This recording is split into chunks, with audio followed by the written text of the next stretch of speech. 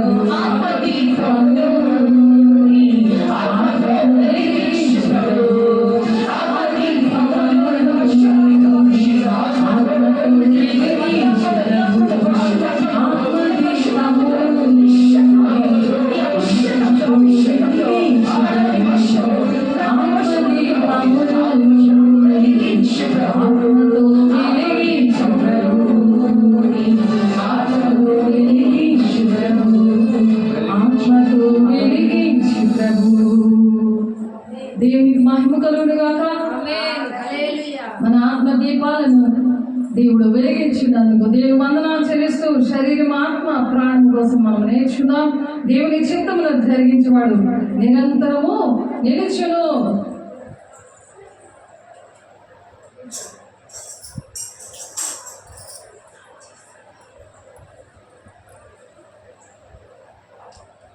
మొదటి కొరింథీయులకు రాసిన పత్రిక 7వ అధ్యాయము 31వ వచనం. దేవుడు చిగురింపే చేస్తాను మీ జీవితాలను అని ఆత్మ దీపాన్ని దేవుడు వెలిగించినందుకు దేవునికి మహిమ చెల్లిద్దాం. దేవుని నామమునకు స్తోత్రం. దేవుని నామమునకు స్తోత్రం. హల్లెలూయా. మొదటి కొరింథీయులకు రాసిన పత్రిక 7వ అధ్యాయము 31వ వచనం. ఈ లోకము అనుభవించేవారు అమితముగా అనుభవింపనట్లును ఉండవలెను. ఈ లోకం అనుభవించేవారంట అమితముగా అనుభవించకుండా ఉండేలాగా ఉండమని చెప్తున్నారు. ఏలయనగా ఈ లోకపు నటన గతించుచున్నది, ఈ లోకము సాతానుతో నిండి ఉన్నది కాబట్టి ఈ లోకంలోని ఈ నటనలన్నీ గతించిపోతాయి. కాబట్టి ఆత్మదీపాన్ని మీరు వెలిగించుకోండి అనే దేవుడు ఇక్కడ మాట్లాడుతున్నారు. అలాగే అలాగే కీర్తన 36వ అధ్యాయంలో కూడా దేవుడు ఒక మాట చెప్తున్నారు. కీర్తన 36వ అధ్యాయం 39:6లో కూడా దేవుడు అటువంటి మాటలు చెప్తున్నారు. అలాగే కీర్తన 73వ వచనంలో 73వ అధ్యాయము 18-20 వచనాల్లో కూడా అటువంటి మాటలే దేవుడు అక్కడ రాస్తున్నారు. మరి ఆ శరీరము, ఆత్మ, ప్రాణము అనేది ప్రతి ఒక్క మనిషిలో ఉండి, మరి శరీరము మనం కనిపిస్తూ ఉంటుంది కానీ దానిలో ప్రాణం ఉంటుంది. ఆ ప్రాణంలోని దేవుని ఆత్మ ఉంటుంది. కాబట్టి ఆత్మని మనం ఎప్పుడు కూడా వెలిగించుందా లేకపోతే అది ఆరిపోయిందా అనే దేవుని సన్నిధిలో అలాగా దేవుని బ్రతుకులు ఆడుకోవాలి. కాబట్టి మొదటి దశలోనికి పత్రికలో 5:19లో ఆత్మను ఆత్మకుడి అని చెప్పి అందులో ఉంది. కాబట్టి ఆత్మ ఆరిపోయింది అనుకోండి, శరీరము మరి ఆ ప్రాణముకి విలువ ఉండదు. ఎప్పుడైతే దేవుని ఆత్మ మనిషిలో నివసిస్తుంటుందో అప్పుడే ఆ మనిషికి ఒక విలువ ఉంటుంది. మీలో ఆత్మ ఉంది, అది ఆరిపోకుండా చూసుకోండి అని చెప్తున్నారు. ఆత్మ దీపాన్ని ప్రార్థన వాక్యము ద్వారా వెలిగించుకుంటూ ఉండాలి. పరిశుద్ధాత్మని దుఃఖపెట్టకుండా ఉండాలి. పరిశుద్ధాత్మ దుఃఖపెడితే ఈ యుగమందను రాబోయే యుగమందను మరి పాపక్షమాపణ లేదని దేవుడు చెప్తున్నారు. కాబట్టి మనకి దేవుడు 2 బాధ్యతలు ఇచ్చారు. మరణించే ముందు మనము ఆత్మను రక్షించుకోవాలి. చచ్చిపోయే ముందు అందరూ కూడా చనిపోతారు. అది సాతానుడు ఏంటంటే అస్తమాటికి ప్రేరేపిస్తుంటాడు. నేను చచ్చిపోతాను, నేను చచ్చిపోతాను, నేను చచ్చిపోతాను అని అంటున్న వాళ్ళు ఎంతమందో మనకు తెలిసి చనిపోయారు. అలా చెప్పొద్దు. మరి ఆ మాట సాతాను మాట అని చెప్పినప్పుడు మన బ్రతికి మన మధ్యలో కూర్చొని ఉన్నారు. దేవుని నామముకు స్తోత్రం. ఎందుకంటే ఆ మాట సాతాను పలికిస్తుంటాడు. దేవుని ఆత్మ ఎప్పుడైతే మనిషిలో ఉండదో ఆ ఆత్మని ఆరిపోకుండా మరి కాపాడుకోపోతే ఆ మరణం అనేది ఏలుబడి చేస్తుంది. అది చూసిన వాళ్ళు అలా బ్రతికిన వాళ్ళు అటువంటి వారి కోసం ప్రార్థన చేయాలి. నేను ఒకప్పుడు అలాగే చనిపోవలసింది. అలాంటప్పుడు ఇదిగో అటువంటి బిడ్డలు దేవా నువ్వు తీసుకొచ్చావు, అటువంటి బిడ్డలు ఇప్పుడు చనిపోతాం అని ఒక కుటుంబమే చనిపోవడానికి సిద్ధపడిపోయింది. ఈరోజు ఆ కుటుంబం చనిపోకుండా దేవుడు ఆ ఇంట్లోంచి ఒక బిడ్డను తీసుకొచ్చి దేవుడు ఇక్కడ ఓదార్చడానికి దేవుడు ఈరోజు మనకి ఈ మాటలను అనుగ్రహించారు. కాబట్టి సంఘ బాధ్యత ఏంటంటే ఆరిపోకుండా ఉన్న ఆ దీపాన్ని వెలిగించారు. ఈరోజు వెలిగించి ఆ కుటుంబాన్ని కట్టడానికి అది చిగురింప చేస్తానని వాగ్దానం ఇచ్చిన దేవుడు నమ్మదగిన దేవుడు. ఆమేన్. ఆ కుటుంబాన్ని దేవుడు నిలబెట్టడానికి ఇష్టపడుతూ దేవుడు ఒక పునాది, ఒక వంతెనగా దేవుడు నిలబడ్డాడు. ఆ వంతెన మీద నుండి మాత్రమే వెళ్ళగలరు కానీ ఆ మరణ చీకటిని పగలగొట్టి ఆ కుటుంబం అంతా రక్షణలోకి రావడానికి దేవుడు సహాయం చేస్తున్నాడు. కాబట్టి మనకి దేవుడు 2 బాధ్యతలు ఇచ్చారు. మరణించే ముందు మనం ఆత్మను రక్షించుకోవాలి. ఎప్పుడు మరణిస్తామో తెలియదు, ఎప్పుడు ప్రభు వస్తారో కూడా తెలియదు, ఎప్పుడు ఆ మరణం మనిషి మీదకి వస్తుందో తెలియదు. హార్ట్ అటాక్తో చనిపోవలసిన వాళ్ళు కొంతమంది. అది దేవుడు తీర్మానం ధృవీకరిస్తే ఇనప కట్ల చేతను మరి బంధించి మరి అటువంటి ఆయాసంతో కృంగ చేస్తాను. ఆ హార్ట్ అటాక్ రావడం, ఆ హృదయంలోని మరి ఆ దడ, అవన్నీ కూడా ఏంటంటే ఏదైనా శరీరానుసారమైన విషయాలు ఆలోచించడం జరుగుతాయి. నేను చచ్చిపోతాను, నేను ఇంకెందుకు నా బ్రతుకు అని అనిపిస్తుంది. అది దుష్టుడు ఆలోచన చెప్తా ఉంటాడు. ఎప్పుడైతే ఆత్మ ఆ దీపం మారిపోతుందో దుష్టుడు వారి పక్క నుండి నువ్వు చచ్చిపో అని చెప్తూ ఉంటుంది. అది జరగకుండా ఉండాలని దేవుడు ఈ మాటలు చెప్పి వారిని బలపరచడానికి దేవుడు ఇచ్చిన మంచి కృపను బట్టి దేవునికి వందనాలు చెల్లిస్తూ మరి ఆదికాండం 2:7లో మనకి చివరి రోజు తెలియదు కాబట్టి రక్షణ పొందిన వారికి నిరీక్షణ ఉంటుంది అన్నమాట. రక్షణ ఎవరైతే వీళ్ళ రక్షించబడలేదు, ఆత్మదీపం ఆరిపోయింది కాబట్టి రక్షణ లేదు. బాప్తిసాలు తీసుకున్నారు కానీ దేవునికి దూరం అయిపోతే రక్షణ అనేది లేకపోతే, రక్షణ లేని వాళ్ళు మరి నరకానికి 3 స్టెప్పుల ద్వారా ఎలా వెళ్తారో మనం నేర్చుకున్నాం దీని ముందు మెసేజ్లో, ఎప్పుడు బుధవారం. అలాగే 5 స్టెప్పుల్లో రక్షణ పొందుకున్న వారు ఎలాగ దేవుడు రాజ్యంలో ఉండి దేవుడు మహిమ కిరీటంతో మరి మహిమ వస్త్రాలతో దేవునితో యుగకాలు ఉంటారో అవి నేర్చుకున్నాం. కాబట్టి రక్షణ పొందిన వారు ఏం చేయాలి? ఆ నిరీక్షణ ఒక విశ్వాసము ఉండాలి నిత్య జీవంలో ప్రవేశించడానికి అని చెప్పి ఆదికాండము 2వ అధ్యాయం 7వ వచనంలో ఉంది. రక్షణ పొందిన వారికి నిరీక్షణ ఉండదు. ఎవరైతే రక్షణ పొందుకోలేదో వాళ్ళకి నిరీక్షణ ఉండదు, వారికి నిత్య జీవంలో ప్రవేశించదు. నరకంలో ప్రవేశించడానికి ఆ 3 స్టెప్పుల ద్వారా వెళ్తారు. కాబట్టి ఇవన్నీ ఎందుకు దేవుడు ముందుగా నేర్పిస్తున్నారంటే, ఈ ఒక్కరు కూడా నరకానికి వెళ్ళకూడదు. నరకానికి వెళ్ళకుండా ఎవరైతే మరి చనిపోతాను, మా జీవితాలు ఎందుకు, మేము తప్పు చేశాము అని అంటే వేసే రక్తం ద్వారా మనకు పాపక్షమం వస్తుంది. కాబట్టి వేష్యుడైనా క్షమిస్తాడట, వేషధారిని క్షమించడు. వేషధారి ఏం చేస్తారంటే యాక్టింగ్ చేస్తారు, మాట మీద నిలబడరు.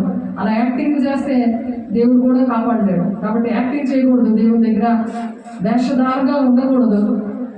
యాక్టింగ్ అంటే ఏంటి? వేషధారణ అంటే ఒక వేషం వేస్తారు అంతే, మాయ చేసి జీవితాలు పాడు చేస్తారు. 3 వేసేస్తారు, తర్వాత చేతులు ఎత్తేస్తారు. ఆడపిల్ల జీవితం ఏంటవుతుందో వాళ్ళు అర్థం చేసుకోరు. చచ్చిపోతే ముగిసిపోతుంది, నా చాప్టర్ క్లోజ్ అయిపోద్ది అనుకుంటారు, కానీ డైరెక్ట్గా నరకానికి వెళ్ళిపోతారు. మనకి ఎందుకంటే దేవుడు ఆత్మ దీపాన్ని ప్రతి ఒక్కరికి కూడా ఇచ్చారు. దేవుడు ప్రతి ఒక్క మనిషికి కూడా ఇచ్చారు, కానీ దాన్ని ఆర్పకోకుండా ఉండాలి. అది జాగ్రత్త పడాలి. ఆత్మను ఆర్పకుడి అని మనము నేర్చుకుంటున్నాము. కాబట్టి దేవుడు తనలో ఉన్న ఆత్మను దేవుడు ఏం చేశారు? తనలో ఆత్మను షేర్ చేశాడు. ఇప్పుడు నాలో ఉన్న ఆత్మను నేను 2 బిడ్డల్ని కౌగిలించుకొని షేర్ చేశాను. అందువల్ల కన్నీరు, ఆ కలత, అదంతా పోయి ఒక నెమ్మది, దేవుని మీద నిరీక్షణ. నా కుటుంబం బాగుంటుంది, నేను దేవుని దగ్గర ఉన్నాను, దేవుడు సృష్టికర్త అనే దేవుడు నాకు భర్తగా ఉండి, నాకు ఒక అన్నదమ్ముడుగా ఉండి నన్ను కాపాడుతాడు, నన్ను నడిపిస్తాడు, నాకు ఆయన ఉన్నాడు. మనుషులు లేకపోయినా పర్వాలేదు. అందుకే మనుషులు నమ్ముడి కంటే, రాజులు నమ్ముడి కంటే యెహోవాను ఆశ్రయించడం మేలు అని చెప్తున్నారు. ఆయన దగ్గరికి వచ్చిన వాళ్ళని త్రోసిపుచ్చే దేవుడు కాదు. ఆయన ప్రేమించాడు, మన కోసం ప్రాణం పెట్టాడు. అలాగే మనం ఇతరుల కోసం కూడా ప్రాణం బద్దులైనాం అని చెప్తున్నారు. రక్షణ పొందుతున్న వాడికి నిరీక్షణ ఉంటుంది. కాబట్టి దేవా, ఇలాగా మమ్మల్ని ఇలా బ్రతికించాం, అలాగే ఇతరులు కూడా మా వల్ల మీరు బ్రతికించండి, మా ద్వారా మా వెలుగు వాళ్ళ మీద ప్రకాశింప చేయండి, ఆ చీకటిని వెలుగుగా చేయండి, చీకటి సంబంధులను వెలుగు దగ్గర నడిపించండి, ఆ కుటుంబాలు బాగు చేయండి అని ఒక మంచి మనసు అనేది దేవుడు వారికి రోజు ఇచ్చారు. అలాగా ఇచ్చినందుకు నరుని ఆత్మ యెహోవా పెట్టిన దీపము. ఎవరు పెట్టారు ఈ దీపం?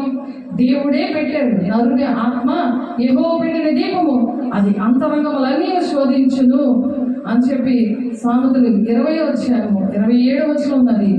కాబట్టి ఆ నరుడు పెట్టిన దీపాన్ని, నరుడికి యెహోవా పెట్టిన దీపము, యెహోవాలో ఉన్నది ఆ దీపాన్ని దేవుడు మనిషికి పెట్టాడు. ఆ మనిషి జాగ్రత్త ఎలాగా? దేవుని ఆలయంలోకి వచ్చి ప్రార్థన, సహవాసము, రొట్టె విచ్చడం ఎడతెక్కుండి ఆ దీపాన్ని రోజు వెలిగించుకున్నప్పుడు వివేచన వరం ఉంటుంది. మనుషులు చేతుల్లో మోసపోకుండా, సాతాను చేతిలో పడిపోయి చచ్చిపోయి నరకానికి వెళ్ళకుండా దేవుడు కాపాడడానికి మన మధ్య నుండి మనతో దేవుడు మాట్లాడుతున్నారు. కాబట్టి మనం ఎన్ని ఆత్మలను రక్షించగలం? అలాగా మనం రక్షించబడమే కాదు, స్వార్థ పరులు లెక్కలో ఉండకూడదు. ఇప్పుడు వేసే మన కోసం ప్రాణం పెట్టి మానవాళ్ళందరినీ కూడా మతం కులం భేదం లేకుండా రక్షించడానికి ఆయన ఇష్టపడ్డాడు. ఆయన పిల్లలుగా మనం రక్షించబడి అలాంటి పిల్లలు, రక్షణ లేని వారిని, అలా చనిపోతున్న వారిని బ్రతికించడానికి దేవుడు ఆత్మదీపాన్ని వెలిగించి ప్రభా అని దేవుని దగ్గర మనం గోజాడము పాట ద్వారా. కాబట్టి మనం ఎన్ని ఆత్మలు రక్షించగలమో అన్ని ఆత్మలను మనం చనిపోక ముందే నడిపించి మరి నరకానికి వెళ్ళకుండా ఒక ఇటుకలాగా తయారైపోవాలి. ఒక్కొక్క ఇటుకలాగా ఒక్కొక్కరు తయారైపోయి పెద్ద గోడలాగా నిలబడిపోవాలి. నరకానికి వెళ్ళకూడదు. అందరూ దేవుని రాజ్యానికి వెళ్ళాలి అని ఒక మంచి ఉద్దేశం, దేవుని ప్రేమతో. అది ఎవరే కాదు, ఎవరు ఏ తప్పు చేసినా ఇది తప్పమ్మా, ఇది చేయకు, నీకు దేవుడు ఉన్నాడు, నీకు సహాయం చేస్తాడు, నీ కుటుంబాన్ని కడతాడు, నువ్వు బాధపడకు అని ప్రతి ఒక్క కుటుంబాన్ని ఓదార్చే బిడ్డలుగా నరకానికి వెళ్లకుండా చనిపోయి జీవితాలు, మంచి జీవితాలు దేవుడు ఇస్తానని దేవుడు మాట ఇచ్చి వాగ్దానం ఇచ్చిన గొప్ప దేవుడు మన మధ్య ఉన్నాడు. ఇప్పుడు మనిషిలో 3 భాగాలు ఉన్నాయి అని మనం ఎప్పుడు కూడా గుర్తించుకోవాలి. ఆ 3 భాగాలు ఏంటంటే, ఒకటి శరీరము, తర్వాత ప్రాణము, ఆత్మ. ఈ 3 ఉంటాయి. కాబట్టి మానవులకు అలాగే ఉంటాయి. అలాగే దేవదూతలకైతే శరీరం ఉంటుంది, శరీరం ఉండదు కానీ వాళ్ళలో ఆత్మ, ప్రాణం ఉంటుంది. ఎప్పుడైతే ఆ దూతలు మనకు సహకారులుగా వస్తారో, దూతలు మరి మధ్యలో ఇప్పుడు మరియమ్మ గారి దగ్గరికి వచ్చి, కన్య మరియమ్మ దగ్గరికి వచ్చి మరి మాట్లాడుతుంది కదా, నువ్వు గర్భం ధరిస్తావు అని చెప్పి. అప్పుడు శరీర రూపంలో శరీరం ధరించుకొని దేవదూత వచ్చింది. అవసరమైనప్పుడు అలాగా దేవదూతలు శరీరం ధరించుకుంటారు. జంతువులకైతే శరీరం ప్రాణము ఉండదు కానీ ఆత్మ ఉంటుంది. తన పోలికలో దేవుడు మనల్ని చేశారు కాబట్టి ఆయనలోని ఆత్మను మనలో పెట్టారు. ఆయన ఆ ఆత్మ ఏంటంటే ఆరిపోకుండా జాగ్రత్తగా మనం కాపాడుకోవాలి. ఎడతెగక తీసుకోమన్నారు వేసేసారు రక్తము. కాబట్టి ఆత్మ మనిషిలో ఉంటే అనేక మందికి దీవెనకరంగా మనం ఉంటాం. దేవుని పిల్లలు, నా పిల్లలని ఏ కష్టం వచ్చినా దేవుడు కలుగు చేసుకుంటాడు. ఆమేన్. దేవుడి బిడ్డలుగా మనం ఎప్పుడైతే ఉంటామో దేవుడు కలుగు చేసుకుంటాడు. నా పిల్లలు దుష్టుడు ముట్టకుండా తను తాను ఆ విధంగా భద్రం చేసుకోవాలి. ఎవరి మటుకు ఆడే భద్రం చేసుకోవాలి. కాబట్టి ఆయన ఒక్కడే మానవాళి రక్షణ కోసం ప్రాణం పెట్టాడు. పరిశుద్ధ రక్తం ద్వారా ఆయన పాపక్షమాపణ పొందుకోవడానికి మనకి ఆ అవకాశం ఇచ్చారు. కాబట్టి దేవునికి వందనాలు చెల్లిస్తూ మనము ఎప్పుడు కూడా అటువంటివి దేవుని దగ్గర నేర్చుకోవాలి. లేకపోతే నువ్వు జీవించుతున్నావు కానీ మృతులే. ఎవరికి కూడా ఆ మృతమైన జీవితంలో ఉన్నప్పుడు వాళ్ళు చనిపోతారు. ఇతరులు కూడా చనిపోతుంటే వాళ్ళు చేయలేరు, వాళ్ళకి ఒక మాట చెప్పలేరు. నీవు జీవించుచున్నావు అన్న పేరు మాత్రమే ముద్దువే అన్నట్టుగా ఉండకుండా ఉండాలనే ఆత్మను ఆర్పకండి అంటున్నారు. ఇప్పుడు ఆదికాండము 1వ వచనంలో దేవుడు భూమి ఆకాశాలను సృజించాడు అని చెప్పుంది. దేవుడు అంటే ఎలోహిం అని అర్థం. దేవుడు అంటే ఎలోహిం, తండ్రి కుమార పరిశుద్ధ ఆత్మ దేవుడు అని అర్థం అన్నమాట. దేవుడు అంటే ఎలోహిం అంటారు. యోబు 21:30లో మరి కొన్ని మాటలు ఉన్నాయి. అలాగే 2 పేతురు 2:2-22 వచనాలు మీరు ఇంటి మీద చదివితే మరి దీవెనాత్మ లేకపోతే ఎలా ఉంటారు అనే విషయాలు అక్కడ ఉన్నాయి. అలాగే రోమపత్రిక 11:36, అలాగే యెషయా గ్రంథము 43:7 టైం లేదు కాబట్టి అలాగ నేను చదవట్లేదు. మీరు వెళ్ళి చక్కగా ఇంటిలో చదవండి, ధ్యానం చేయండి. యెషయా గ్రంథము 43:21, అలాగే 1 పేతురు 2:8, అలాగే 2 పేతురు 9:22 ఆ మాటలున్నాయి. మరి సామెతలు 16వ అధ్యాయము 5, 6, 7, 8 వచనాలు చూద్దాము. సామెతలు 16వ అధ్యాయము. కొన్ని మాటలే చెప్తున్నాను ఎందుకంటే సమయం లేదు కాబట్టి. సమస్తము కూడా దేవుని వల్ల మనం ఆధారంగా ఉన్నాము కాబట్టి మరి ఈ మాటలు మీతో చెప్పడానికి దేవుడు ఇష్టపడుతున్నారు. గర్వహృదయులందరూ యెహోవాకు హేయులు, నిత్యంగా వారు శిక్ష నందుదురు. అహంకారం అనేది మనిషికి ఉండకూడదు. దీన మనసుల దగ్గరే దేవుడు నివసిస్తాడంట. కాబట్టి గర్వ హృదయులందరూ యెహోవాకు హేయులు అంటే దేవుడికి ఇష్టం లేదు. కాబట్టి వాళ్ళు నిత్యముగా వారి శిక్ష నందుదురు, పనిష్మెంట్ వాళ్ళకి వస్తుంది. కాబట్టి కృపా సత్యముల వలన దోషములకు ప్రాయశ్చిత్తము కలుగును. ప్రాయశ్చిత్తం ఎంత తప్పు చేసినా దానికి ప్రాయశ్చిత్తము కలుగుతుంది. కృపా సత్యముల వలన కలిగి ఉండటం వలన యెహోవా యొక్క భయభక్తులు కలిగి ఉండటం వలన మనుషులు చెడుతనము నుండి తొలగిపోదురు. చెడుతనము నుండి ఎలా తొలగిపోతారు? యెహోవా యొక్క భయభక్తులు అనేవి ఇంపార్టెంట్. అవి లేనప్పుడు వాడికి శిక్ష మాత్రం తప్పదన్నమాట. శిక్ష కావాలా, రక్షణ కావాలా? ఒకసారి ఆలోచించండి. రక్షణ కావాలి, రక్షణ కావాలి కాబట్టి దేవుడు ఆ శిక్ష నుండి ఎవరు తప్పిపోతారంట? కృపా సత్యముల వల్ల దోషములకు ప్రాయశ్చిత్తము కలుగును. యెహోవాయందు భయభక్తులు కలిగి ఉండడం వల్ల మనుషులు చెడుతనం నుండి తొలగిపోతారట. ఒకరి ప్రవర్తన యెహోవాకు ప్రీతికరమగినప్పుడు ఆయన వారి శత్రువులను సహా వానికి మిత్రులుగా చేయను అంటున్నారు. ఇప్పుడు శత్రువులు ఉన్నారు. ఇప్పుడు చాలా మంది ఇప్పుడు ఈ కుటుంబంలో శత్రువులు ఉన్నారా లేదా? శత్రువులు ఉన్నారు.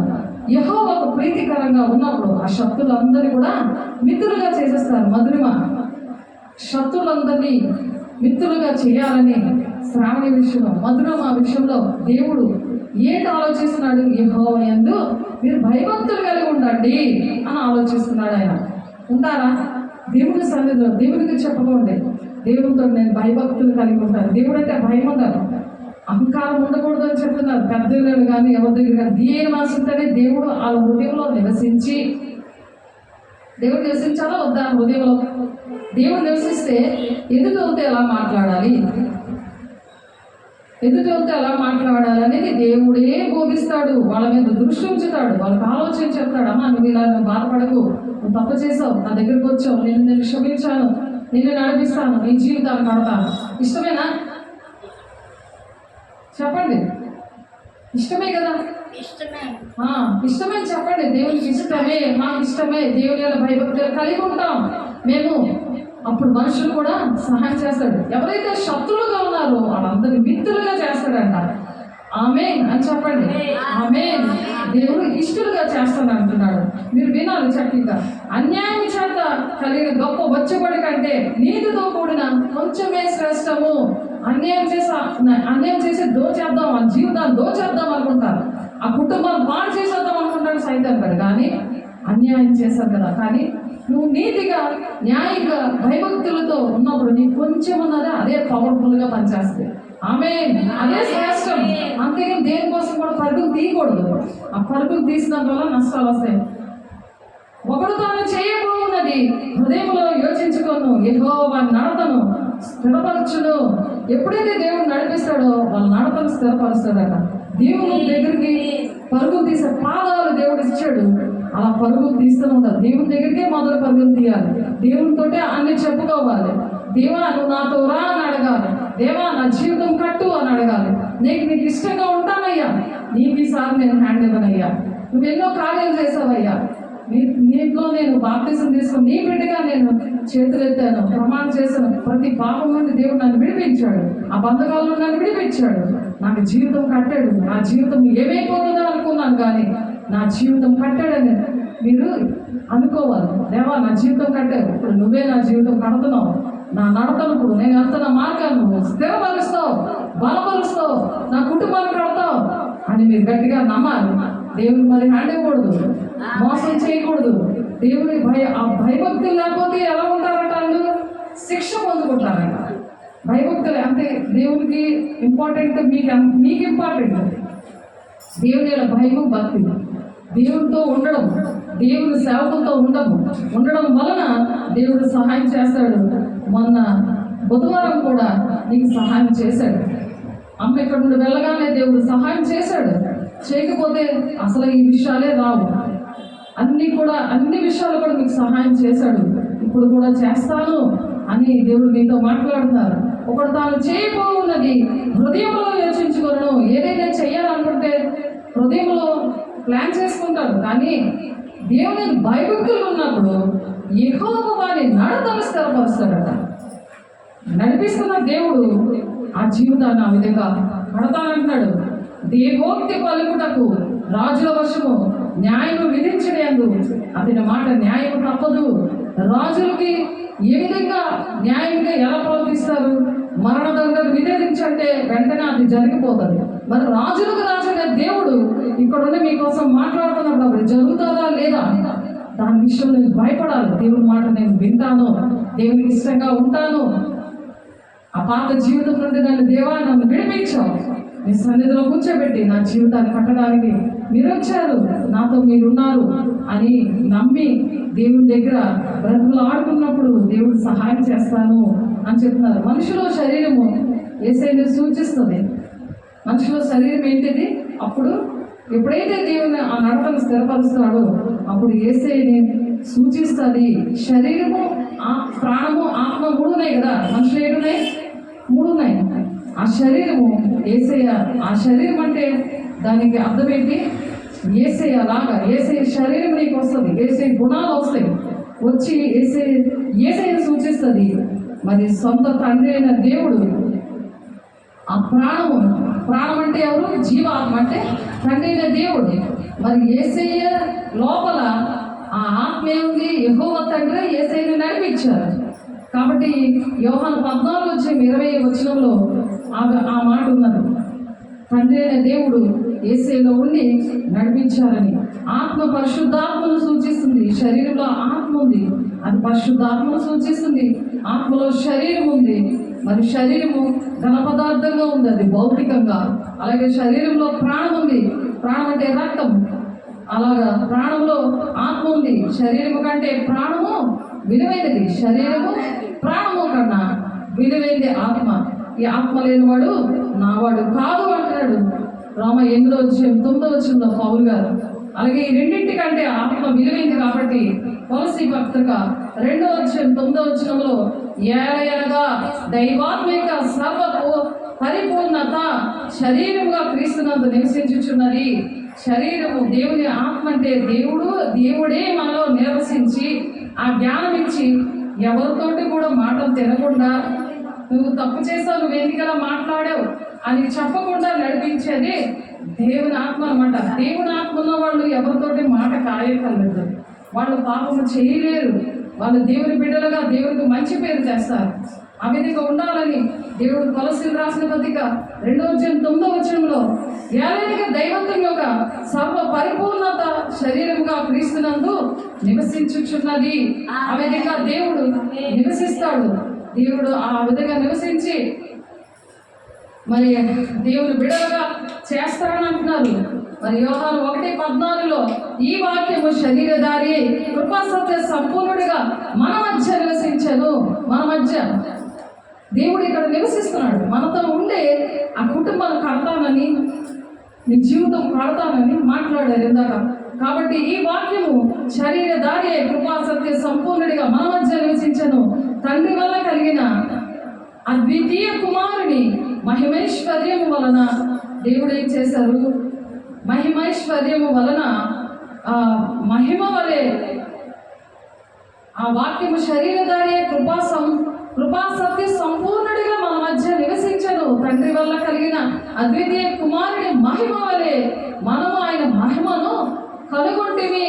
ఆయన మహిమను మనం కనుగొన్నాం. మనం చేసిన సత్క్రియలన్నిటిని బట్టి కూడా కనురెప్ప పాటలోనే దేవుడు వచ్చి సిద్ధపడిన వాళ్ళని ఆ మహిమతో తీసుకెళ్తాను అంటున్నాడు ఆయన.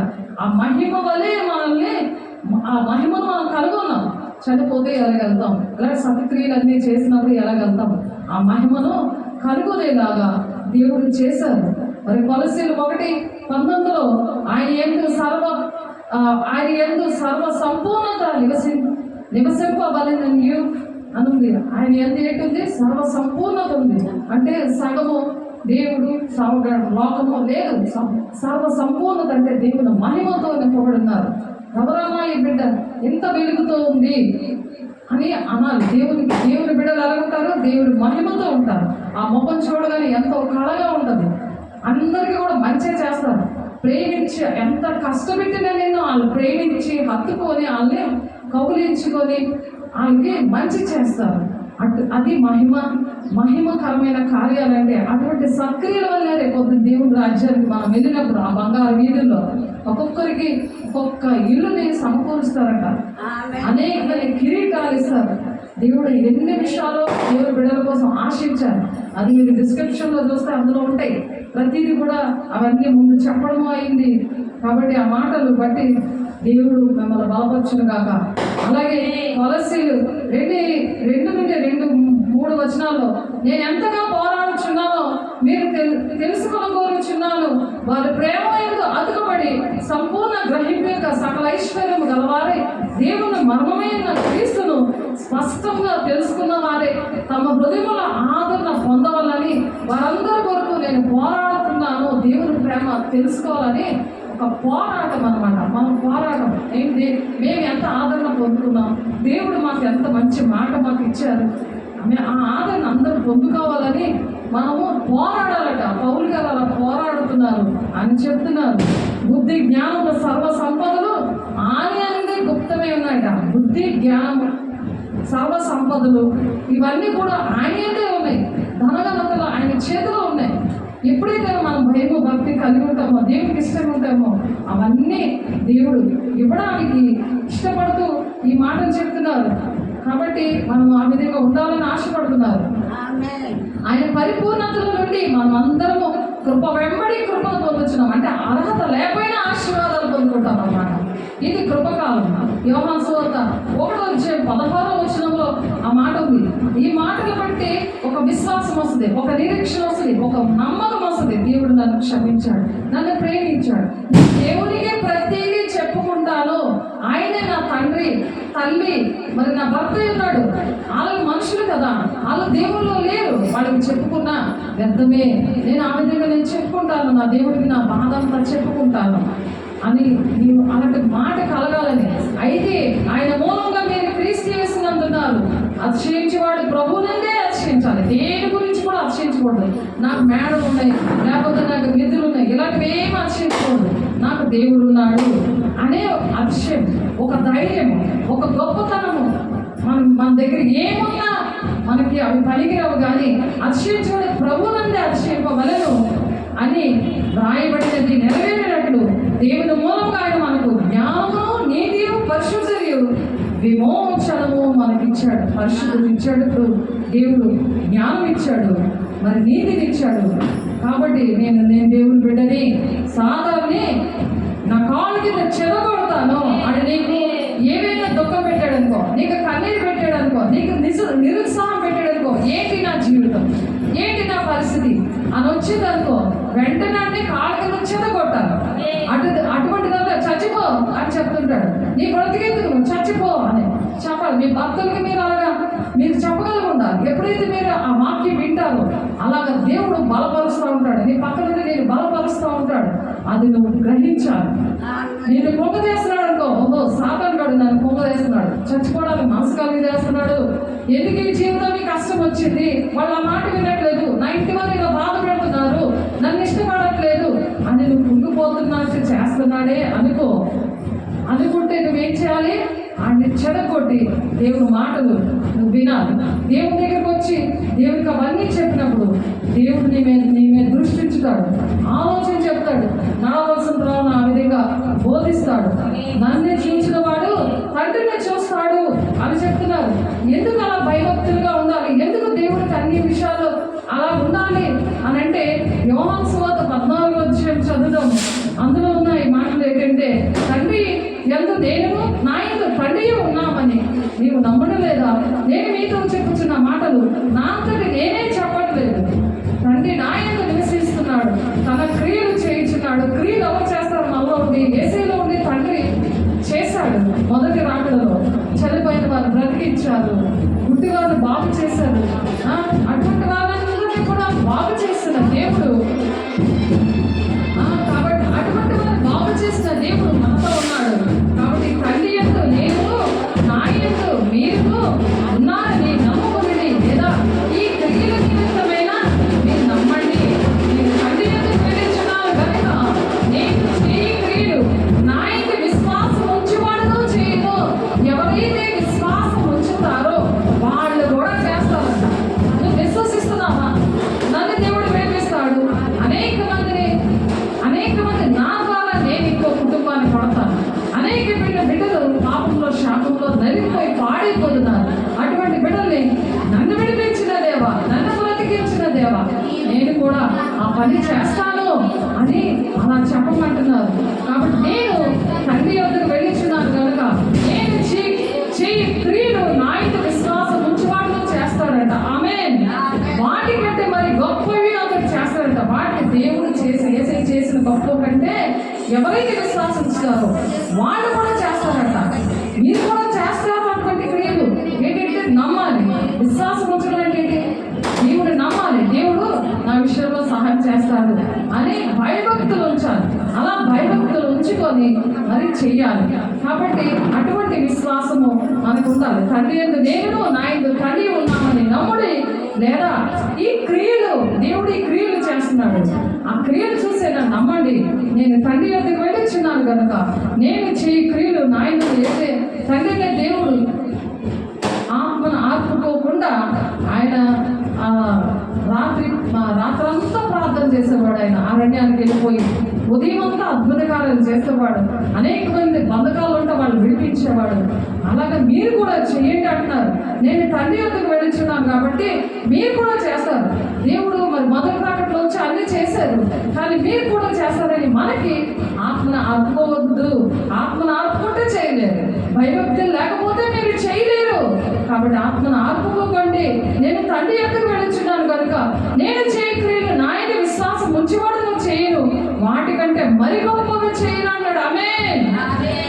గొప్పగా చేస్తాడు. వాటికన్నా అంటే నాకన్నా మీరు గొప్పలు అవ్వాలంటున్నాడు. మన పిల్లలు అలాగే నాకన్నా మీ జీవితాలు బాగుండాలని మనం ఎలాగైతే కోరుకుంటున్నామో అలాగే నాకంటే మీరు వాటి కంటే మరి గొప్పవి అతడు చేయనని మీతో నేను నిశ్చయంగా చెప్పుచున్నాను. మీరు నా నామమున దేనిని అడుగుదురో తండ్రి కుమారుని మహిమపరచబట్టుకే దాన్ని చేస్తాను. ఎందుకంటే దేవునికి మంచి పేరు మీరు తేవాలి.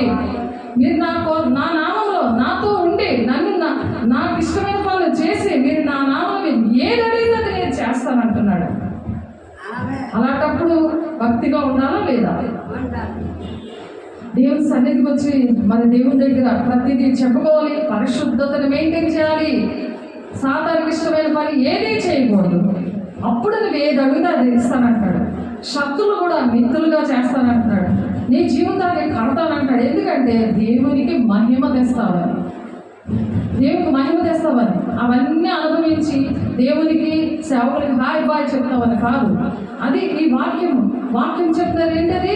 మీరు నా నాన్న దేనిని అడుగురులో తండ్రి కుమారులు మహిమపరచబడుటకే దాన్ని చెప్తూ తండ్రికి మహిమ వస్తాదని చేస్తారంట.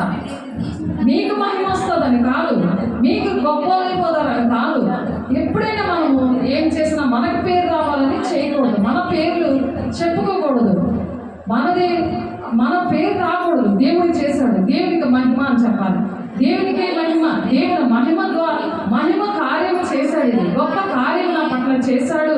నాకు అర్హత లేదు, ఆయన కృపను బట్టే రక్షించాడు అని చెప్పుకోవాలి. నేను తండ్రిని వేడుకుందును, నా యొద్ద ఎల్లప్పుడూ ఉన్నట్టుకే ఆయన వేరొక ఆదరణకర్తనగా సత్య స్వరూపేగా ఆత్మను మీకు అనుగ్రహిస్తాడు. మిమ్మల్ని ఆదరించేవాడు, కన్నీరు తుడిచేవాడు సత్య స్వరూపైన ఆత్మ, పరిశుద్ధాత్మ దేవుడు. ఆయన ఆదరిస్తాడు, కన్నీరు తుడుస్తాడు, నీకు ఆలోచన చెప్తాడు, నీకు ప్రశాంతతనిస్తాడు, నీకు టెన్షన్ లేకుండా చేస్తాడు, నీకు నెమ్మదిని ప్రశాంతతని దేవుడు ఇవ్వడానికి ఇష్టపడుతున్నాడు. కాబట్టి ఆ దేవుని దగ్గరకు వచ్చినప్పుడు దేవుడు ఆ విధంగా ఆశీర్వదిస్తున్నాడు. లోకం ఆయన చూడదు. లోకస్తులు లోకానుసారంగా జీవిస్తున్న వాళ్ళు ఇవి అర్థమవు. లోకము ఆయన చూడదు, ఆయన ఎరుగుదు కనుక ఆయన పొందగలదు. మీరు ఆయన ఎరుగుదురు, ఆయన మీతో నివసించును, మీలో ఉండును.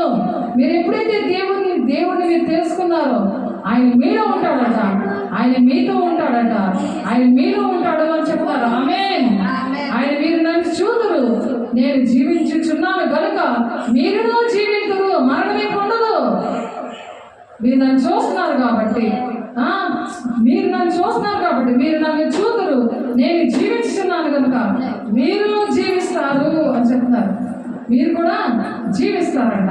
కాబట్టి నేను నా తండ్రి యందును మీరు నా యందును మీ అందులో ఉన్నామని ఆ దినమును మీరు ఎరుగుదురు. ఎప్పుడు ఎరుగుతారు? ఎప్పుడైతే దేవుడి కార్యాలు చేస్తారో. నేను నా తండ్రి యందు ఉన్నాను, మీరు నా యందు ఉన్నారు, నేను మీ యందు ఉన్నాను. ఆ దినమున ఎప్పుడైతే మీకు ఆ మహిమ కార్యం చేస్తారో, దేవుడు మాలో ఉన్నాడని మీరు ఎరుగుతున్నారు, మీరు తెలుస్తున్నారు. ఈ మహిమ కార్యం చేసినప్పుడు దేవుడు మాకు ఈ కార్యం చేశారు, మాలో ఉండి దేవుడి అద్భుత కార్యం చేశారు అని అప్పుడు నమ్ముతారట. నా ఆజ్ఞలు అంగీకరించి వాటిని గైకొన్న వాడే నన్ను ప్రేమించేవాడు. దేవుడు ప్రేమిస్తున్నా, దేవుడు మాకు సహాయం చేయాలి అంటారు, కానీ దేవుని ఆజ్ఞలు పాటించదు. అలా పాటించకుండా ఉన్నవాళ్ళు దేవుడు ప్రేమించడం కింద లెక్కే. దేవుని ఆజ్ఞలు పాటించాలి. నా ఆజ్ఞలు అంగీకరించి వాటిని గైకొన్నవాడు నన్ను ప్రేమించేవాడు నా తండ్రి వల్ల ప్రేమింపబడును. తండ్రి అనే దేవుడు కూడా ప్రేమిస్తాడట. నేను వాడిని ప్రేమించి వానికి నన్ను కనపరుచుకును. దేవుడు కనిపిస్తాడు. ఎవరు లేరని బాధపడుతున్నావా, చింతపడుతున్నావా, అధైర్యపడుతున్నాడు, అలా పడద్దు అని చెప్తున్నారు. నేను నీకు కనపరుచుకుంటాను, నేను వచ్చి నీ కార్యం చేస్తాను, నేను వచ్చి నీ విషయంలో బాధ్యత వహిస్తాను అని చెప్తున్నాడు. కాబట్టి దేవుడు ఎంత గొప్ప దేవుడు. యోహాను సువార్త 14వ అధ్యాయము నేను ఇప్పుడు ఎక్కడ నుంచి చదివాను, 10వ వచనం నుంచి 22 వచనాలు వరకు కూడా దేవుడు దీవిస్తానంటున్నాడు, ఆశీర్వదిస్తానంటున్నారు. కాబట్టి ఆత్మ ఉన్నవాడు స్పెషల్ అనమాట. స్పెషల్ అందరి విషయంలో జరగవు. చాలా ప్రత్యేకమైన మనిషి. ఆ మనిషిలో ఆత్మ ఉంటుంది. శరీరం ప్రాణము జంతువులో ఉంటుంది. రేపు జంతువులు అది ఎందుకు అలాగా కుక్కలాగే బ్రతుకుతున్నావు, చెప్పిందే చేసి తప్పే చదువు చేస్తున్నావు అంతే అంటారు. ఎందుకు? ఆత్మ లేకపోతే. ఆత్మ ఉంటే నువ్వు ఒక స్పెషల్ క్యాండిడేట్, నువ్వు గొప్ప వ్యక్తివి అంటారు. సామెతలు 20:27 నరుని ఆత్మ యెహోవా పెట్టిన దీపము, యెహోవాయే ఆ దీపం ఆనకుండా నువ్వు చనిపోకుండా అనేక మంది బ్రతికించాలి. నువ్వు బ్రతుకుతా ఉండి ఆ దీపం అనే వెలుగులో అనేక మంది చీకటితో నిండిన బ్రతుకులని బాగు చేయడానికి దేవుడు ఆ కృపనిచ్చారు. ఆదికాండం 2:7 అంటుంటది. యోబు 32:8 కూడా మరి ఇటువంటి మాట ఉన్నది. అలాగే కీర్తనలో 101:5 ఒకసారి చూద్దాం. కీర్తనలో 101 అటువంటి వారిని దేవుడు పరిచారకులుగా ఎంచుకుంటారట. అందరూ దేవుని శిష్యులుగా వాడబడరు, దేవుని బిడ్డలుగా వాడబడాలి. ఎందుకంటే రేపొద్దున దేవుడు ప్రతి ఒక్కరూ సంఘం గురించి లెక్కప్ప చెప్పాలి, కుటుంబం గురించి లెక్కప్ప చెప్పాలి, సార్వత్రిక సంఘం గురించి లెక్కప్ప చెప్పాలి. ప్రతి ఒక్కరూ నాది కాదులే, నా ఇల్లు కాదులే, నా మనుషులు కాదులే, వాళ్ళు వినట్లేదులే అని వదిలేస్తా ఉన్నావేమో జాగ్రత్త. దేవుడు నీతో మాట్లాడుతున్నారు. నువ్వు ఆత్మ కలిగి ఉంటే నీకు అసాధ్యం ఏది కూడా లేదు. ఆయన అన్ని నీ పక్షాల నుండి నేను చేస్తాను అంటున్నారు. 101వ కీర్తన చదువుకుందాము, ముగించేస్తున్నాను. 101వ కీర్తన 5 నుండి 18 వచనాలు చదువుకుందాం. 5 నుండి 8 వచనాలు. తమ పొరుగు వారిని చాటున దూషించు వారిని నేను సంహరించదను. పొరుగు వారిని చాటున దూషిస్తూ ఉంటారు. ఎదురుకుండా దూషిస్తూ పంపరేమో ఉన్నాయి. అర్థమవుతుందా? దేవుని ఆత్మ ఉన్నవాళ్ళు అలా దూషించరు. మిగిలిన వాళ్ళు దూషిస్తూ ఉంటారు. వాళ్ళ కోసం ప్లాన్ చేస్తారు, ఎప్పుడు దొరుకుతారో వాళ్ళ చెదకూడదామని. తన పొరుగు వారిని చాటున దూషించిన వారిని నేను సంహరించదను. అహంకార దృష్టి గలవారిని, గర్వించిన హృదయం గలవారిని నేను సహింపను. నా యొద్ద నివసించినట్లు దేశంలో నమ్మకస్తులైన వారిని, నమ్మకం ఉండాలి దేవుడు నాకు చేస్తారు. నమ్మకస్తులనే దేవుడు పరిచారులుగా పెంచుకుంటానంటున్నారు. ఇక్కడ నా యొద్ద నివసించినట్టు దేశంలో నమ్మకస్తులైన వారిని నేను కనిపెట్టుచున్నాను. నిర్దోష మార్గమందు నడిచేవారు నాకు పరిచారులు వదులు. అబద్ధాలు ఆడకూడదు. నిర్దోషమైన మార్గంలో నడవాలి, పరిశుద్ధంగా నడవాలి. అబద్ధములు ఆడవాడు నా కళ్ళు ఎదుట నిలవడు. యెహోవా పట్టణంలోని పాపము చేయవారిని అందరినీ నిర్మూలన చేయటికై దేశమందరి భక్తిహీనులందరినీ ప్రతి ఉదయమున నేను సంహరించదను. ఉదయం లెక్కనే గుండెలా పీకేస్తూ ఉంటుంది. ఎందుకు? భక్తిహీనత.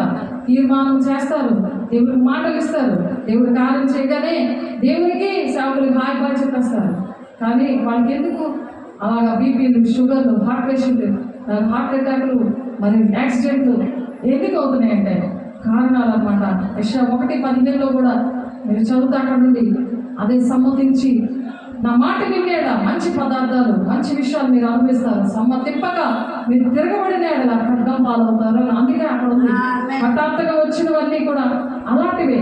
కాబట్టి యెహోవా పట్టణంలో నేను పాపము చేయవారిని అందరినీ నిర్మూలన చేయటికే దేశమందరి భక్తిహీనులు అందరినీ ప్రతి ఉదయమున నేను సంహరించదను అని అంటున్నారు. భక్తిహీనత అనేది ఆత్మ లేకపోతే, ఆత్మను ఆర్పేసుకుంటే మరి దేవుడు అటువంటి పరిస్థితులు స్థానాన్ని చెప్తున్నారు. దేవుడు మా దగ్గర ప్రతి పాపాన్ని ఒప్పుకొని విడిచిపెట్టాలి, దేవుడికి ఇష్టంగా నడవాలి. మీరు దేవుడికి ఇష్టపడినప్పుడు మీ జీవితాలు నేను చూసుకుంటాను అని చెప్తున్నారు. సామెతలు 20:30 కూడా అటువంటి మాటే ఉంది. అలాగే 2 కొరింథీ 4 నుంచి 2 కొరింథీ 4:2-6 వరకు అటువంటి మాటలనే మీరు ఇంటి దగ్గర చదువుకోండి. ఏప్రిల్ 4:12 మనలో కూడా అటువంటి మాటలు ఉన్నాయి. కాబట్టి మొదటి దశలోనికే 5:14-23 నిందారహితులుగా ఉంటారట. నిందారహితులుగా ఉంటారంటే మేము ఎవరు కూడా ఏ నిందలు వేయరు. నీవు నాకు ఉన్నప్పుడు ఒక్క మాట ఒక్క మాట చూసుకొని ముగించేస్తున్నాము. మొదటి దశలోనికే పత్రిక 5వ అధ్యాయం 14 సహోదరులారా, నేను నీకు బోధించుచున్నది ఏమనగా, అక్రమంగా నడుచుకున్న వారికి బుద్ధి చెప్పుడి, ధైర్యం చెడిన వారికి ధైర్యపరచుడి, బలహీనులకు ఓతనీయుడి, అందరిలా దీర్ఘశాంతం గలవారై ఉండుడి. బుద్ధి లేని పని చేశారు కానీ వాళ్ళు ధైర్యం చెప్పమంటున్నారు. మరి మీకు బోధించినది ఏమనగా, అక్రమంగా నడుచుకున్నారు, వాళ్ళకి బుద్ధి చెప్పండి. ధైర్యం చెడిపోయినారు, వాళ్ళని ధైర్యపరచండి. బలహీనంగా ఉన్నారు, వాళ్ళకి ఓత ఇవ్వండి, వాళ్ళకి సహాయం చేయండి అని చెప్తున్నారు. ఎందుకంటే దేవుని ఆత్మ లక్షణాలు, ఆత్మను ఆర్పుకుంటే వాళ్ళకి చేయలేరు. ఆత్మను ఎప్పుడు కూడా వెలిగించి ప్రభాలి రోజు దేవుని దగ్గర గోజాడినప్పుడు అటువంటి వారిగా దేవుడు నిలబడతానంటున్నారు. ఎవడను కీడుకు ప్రతికీడుగా ఎవరికైనా చేయకుండా కీడుకు ప్రతికీడు చేయొద్దు అంటున్నారు. నీ కీడు చేశారా ఎవరైనా, వాళ్ళకి ప్రతికీడు చేయకు, వాళ్ళకి మేలు చేయి అని చెప్తున్నారు. ఎవరికి కీడుకు ప్రతికీడు ఎవరికైనా చేయకుండా చూచుకొనడి. మీరు ఒకరి ఎడల ఒకడు మనుషులందరూ ఎడల ఎల్లప్పుడూ మేలైన దాన్ని అనుసరించి నడుచుకొనడి. ఎడతెక్క ప్రార్థన చేయండి, ఎప్పుడూ సంతోషంగా మీరు ఉండండి, ప్రతి విషయంలో కృతజ్ఞతాస్తుతులు చెల్లించు. ఎలాగూ చేయట యేసుక్రీస్తునందు మీ విషయంలో దేవుని చిత్తము. దేవుడి మాటలు దీవించిన గాక. 23వ వచనం ఒకటి చదువుకుందాం. సమాధానకర్తయగు దేవుడే మిమ్మును సంపూర్ణంగా పరిశుద్ధపరచును గాక. మీ ఆత్మయు జీవమును శరీరమును మన ప్రభువైన యేసుక్రీస్తు రాకడయందు నిందారహితముగాను సంపూర్ణముగాను ఉండినట్లు కాపాడును గాక. ఆమేన్. ప్రార్థన చేసుకుందాం. పరిశుద్ధాత్మ దేవ, అభిషేక్తుడా నాయన, నీ కృపల భద్రపరిచి నీ మహిమతో నింపి నాయన, మీరు గొప్ప కార్యం మీరు చేసినందుకు మీకు వందనాలు నాయన. ప్రతి విషయం నీ సాక్షులుగా నీ బిడ్డలు నిలబెట్టుకుంటున్నందుకు వందనాలు ప్రభు. విత్తబడిన వాక్యము మరి అనేకమైన ఆయా మంది నేను నలిగిపోతున్నారు. ఇటువంటి విషయాలు ప్రతి ఒక్కరిని బలపరచండి, స్థిరపరచండి, నడిపించుకోండి, మహిమ పొందుకోండి నాయన. అయ్యా నా తండ్రి, నీ మహిమ రావడానికే మరి యోహాను 14:20 ప్రకారం 12 ప్రకారం మీరు దీవించి పంపిస్తున్నారు, మీరు నడిపిస్తున్నారు. మీకే కోట్లాది వందనాలు స్తోత్రాలు చెల్లిస్తూ యేసయ్య పరిశుద్ధ నామములో బ్రతిమలాడి పెట్టుకుంటున్నాం తండ్రి. ఆమేన్. తండ్రి యొక్క దీవెనకు, మా యొక్క కృప, పరిశుద్ధాత్మని ఇచ్చే సహవాసము సకల లోక పరిశుద్ధులకి మరి నానే కుటుంబానికి అయా మరి సదాకాలం తోడేంటి నడిపించింది కాక. Amen. Praise lord. God bless you.